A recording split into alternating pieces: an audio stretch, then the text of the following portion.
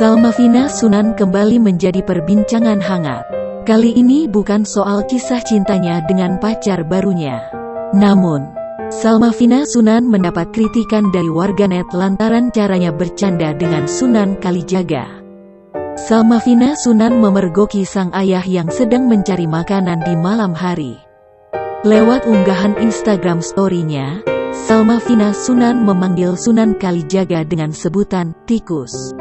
"Ada tikus cari makan tengah malam," tulis Salma.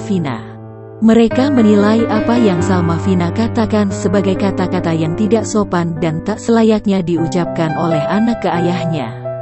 Mendapati kritikan tersebut, Salma langsung buka suara. Menurutnya, panggilan tersebut hanyalah sebatas candaan yang biasa terjadi di dalam keluarganya.